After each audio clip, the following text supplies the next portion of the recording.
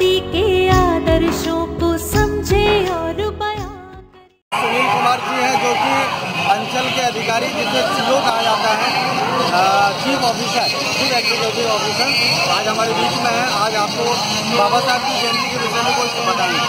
आज बाबा साहेब भीमराव अम्बेडकर की 126वीं जयंती है, जिसे बेतिया जिला के तमाम मोहल्ले बस्तियों की तरफ से बड़े धूमधाम से मनाया जा रहा है। आज के इस माहौल में मानवाधिकारों का संरक्षण और संविधान की सुरक्षा आज एक अहम मुद्दा, इसलिए आज तमाम समान धर्मी विचारधाराओं के लोग, सामाजिक न्याय के लोग और संविधान में विश्वास करने वाले लोग आज एकजुट होकर के देश में बाबा साहेब की जयंती के अवसर पर अपनी एकता का इजहार कर रहे हैं और इस बात का गवाही दे रहे हैं कि हम संविधान के साथ छेड़छाड़, अपने मानवाधिकारों के साथ छेड़छाड़, अपने गरीब मजलूमों के अधिकारों के साथ छेड़छाड़ कतई बर्दाश्त नहीं करेंगे। और ये बाबा साहेब की जयंती पर एक उनकी श्रद्धांजलि भी है और इसके माध्यम से अपना सोसाइटी यानी कि अपना मजलूम समाज को जगाने का एक प्रयास है। सुनील कुमार जी, आज जितने भी लोग नौकरियों में हैं वे लोग बाबा साहब को भूल जाते हैं, क्योंकि बाबा साहब के संविधान के कारण आज अच्छे अच्छे पदों पे पहुंच रहे हैं। लेकिन आपके जैसे लोग अगर बाबा साहब को याद करते हुए इतने जोशों के साथ आते हैं तो ये एक अच्छा संकेत है। आप ऐसे लोगों को क्या अपना संदेश देना चाहते हैं कि जो बाबा साहब की खाते हैं लेकिन बाबा साहब का नाम लेने में शर्म करते हैं? बाबा साहब ने अपने कई वक्तव्य में कहा है कि जैसे सबसे ज्यादा धोखा हमें समाज के पढ़े लिखे लोगों ने दिया, तो उसी मिशन के तहत जो समाज के पढ़े लिखे लोग हैं जिन्होंने बाबा साहेब के संविधान प्रति आरक्षण का लाभ उठाया है, उनके कंधों पर महती जवाबदेही है अपने समाज को एक आदमी सोसाइटी यानी उसको कुछ देने का। इसलिए इस जयंती समारोह के माध्यम से बाबा साहेब के मिशन को लैस करने के लिए, तमाम लोगों को जगाने के लिए, उनके अंदर आत्मभावना प्रेरित करने के लिए ये जयंती समारोह आयोजित है। और इसके माध्यम से जो लोग अपने बीबी और टीबी में खो जाते हैं उनको भी आज मुख्य धारा में लाने का एक प्रयास हो रहा है, ताकि वो भी समझे कि बाबा साहब का जो ऋण है, जो कर्ज है, हमें उसे उतारना है।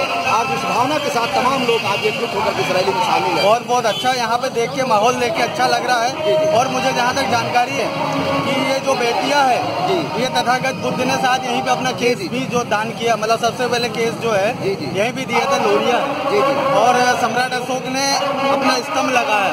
कहने का मतलब ये कि यह धरती वो है जहाँ पे बुद्ध के संदेश गूंजे।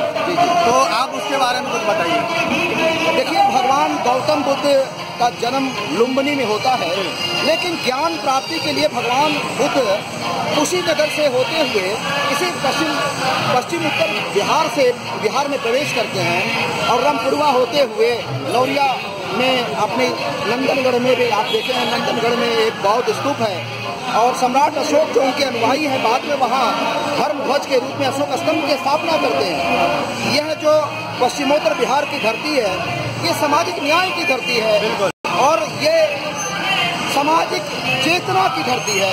यहाँ धर्म के कट्टरपन से दूर मानवतावाद, सत्य, हिंसा और विश्व बंधुत्व के सिद्धांत में विश्वास रखा जाता है और उसी को बुद्ध ने भी पुनर्जीवित किया और उसी परंपरा को आगे बढ़ाने का एक प्रयास हुआ। लेकिन मैं आपसे एक बात और कहना चाहता हूँ, बाबा साहब ने पूरे शेड्यूल कास्ट में करीब 1500 जातियाँ हैं, शेड्यूल कास्ट उसमें करीब 700 के आसपास जातियाँ हैं, अदर बैकवर्ड क्लास उसमें लगभग 3000 जातियाँ हैं। और भारत के मतलब सभी नागरिकों के लिए, उनके हितों के लिए, सम्मान के लिए पूरे भारत के हर नागरिक के लिए काम किया है। लेकिन जो शोषित वर्ग था उनके लिए भी काम किया है। इस रैली में क्या schedule caste, other backward class या शेड्यूल ट्राइब के भी लोग आए हुए हैं क्या?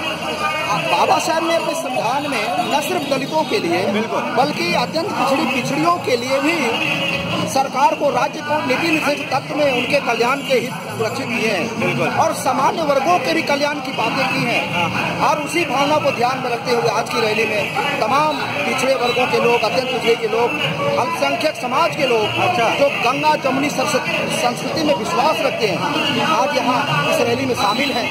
और विशेष करके मुस्लिम समाज के तो बहुत सारे हमारे कार्यकर्ता बंधु यहाँ उपस्थित हैं और यह इस एकता का परिचायक है जो अपने हकूकों के प्रति जो बाबा साहब ने उनको चेताया है उसके बाद सजग होकर करके आप इस रैली में शामिल हो रहे हैं।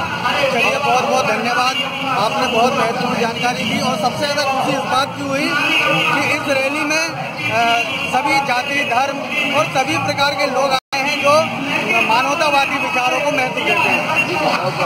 बहुत बहुत धन्यवाद सुनील जी। आजादी के